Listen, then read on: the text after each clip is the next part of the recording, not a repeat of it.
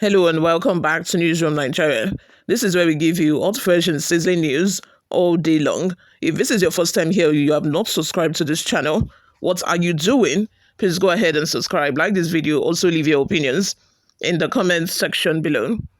The Nigerian police force has summoned Senator Sunday Karimi for questioning over reports alleging that Russian KGB committed Gosudativrio Bezopanosti. I hope I did not murder the name, but just take it like that. KGB, the former Soviet security agency, has infiltrated the National Assembly, posing a serious threat to Nigeria's democratic processes.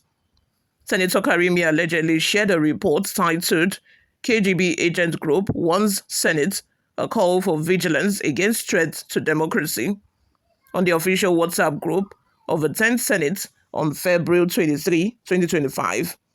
The report, initially published by the reporters and online media outlets, sparked controversy within the National Assembly and prompted Senator Natasha Akpoti-Uduaghan, who is currently under suspension, to petition the Inspector General of Police, IGP. In her petition dated March 5, 2025, Akpoti-Uduaghan raised serious concerns over the claims, warning that such an alarming allegation threatens national security and demands immediate investigation. According to the petition, Senator Karimi shared the reports in the Senate's WhatsApp group at 4:08 a.m. Singapore time, 8:08 p.m. Nigerian time on February 23rd, 2025, while Senator Akpoti-Uduaghan was in Singapore.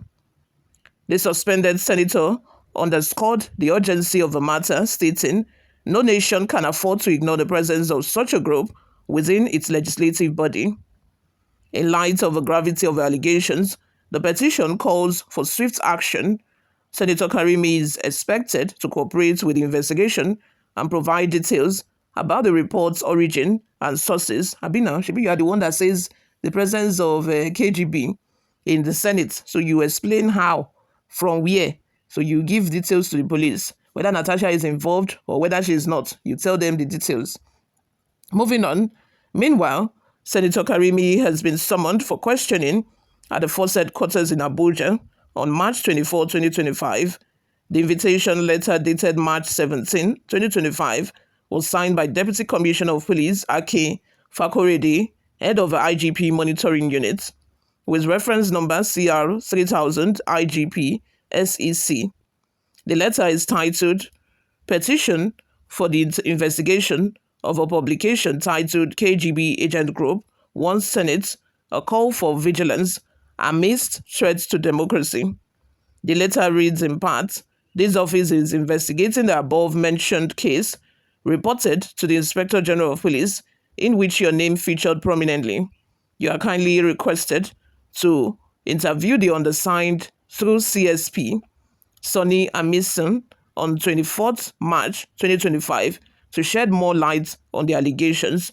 Let's have your total opinions in the comments section below. What do you all think of this allegation? Do you think that this is true, that actually KGB is now, very much present in the Senate? Or do you think this is just a fabricated story? And why do you also think that Natasha Akpoti-Uduaghan is taking this very, very seriously? I think that Karimi, who has been in the forefront of all of these, antagonism, should I say, with Natasha Akpoti-Uduaghan, I think that he purposely posted that thinking that he wanted to shade her in some way, not knowing that she would actually take it serious and, write a petition to the IGP to investigate this matter. And this when he gets there, he will explain, he will shalaye how, where, who are the people. So he will give them the names, since he has, in-depth knowledge about who the KGB agents within the Senate are. You guys, before we go, let's take a look at some of the reactions we got online. The first comment comes from Kingsley George, who says, "I mentioned this some times ago. Time will tell." Aminu Ashim says, "So because she exposed your sexual harassment, that is why in Kogi, you people are proposing to recall her back home." By the way, the recall was just a gimmick. According to reports, allegedly, Akpabio gave money to the governor of Kogi State, who then, put up some set of people, and then they told people that, oh, we want to do an empowerment program. We want to empower you people.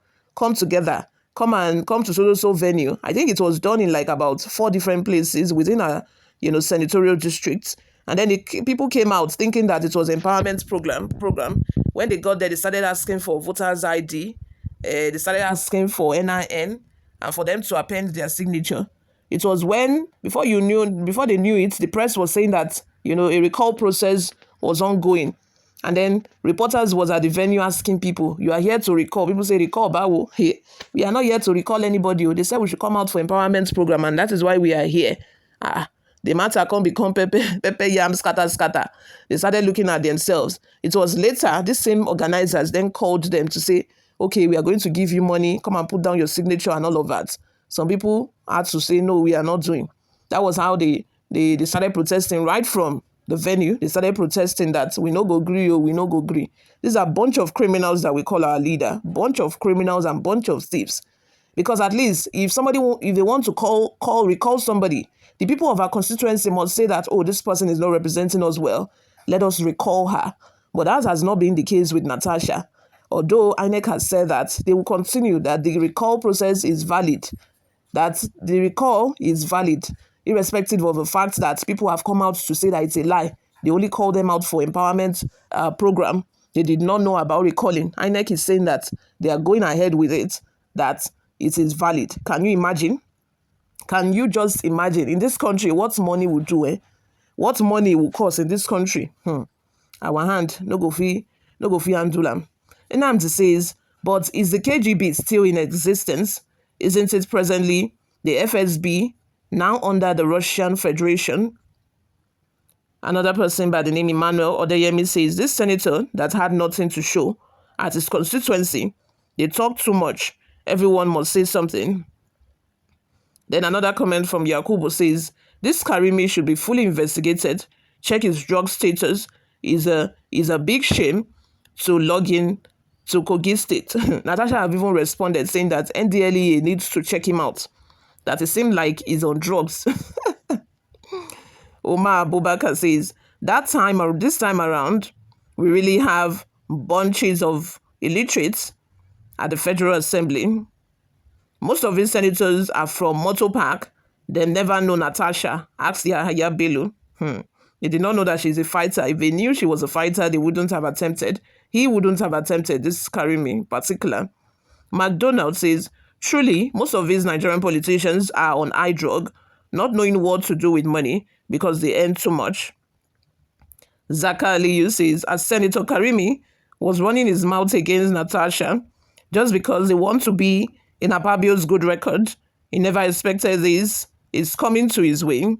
He's on his own now. He will explain himself, tire. He will explain, tire, no evidence.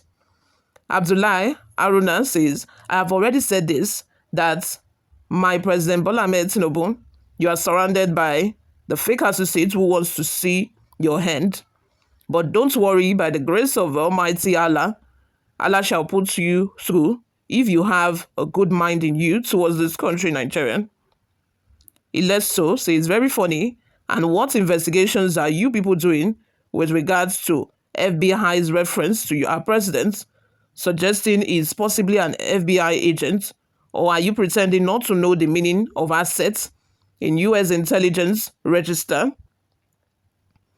Iliyasu Mohammed says, what Nigerians should be asking from their representatives in the Senate and lower house is a thorough investigation of USAID activities in Nigeria, including if there are politicians who received grants or sponsorship money from the organization. What USAID does overseas is the same thing with what AJPAC do in American politics.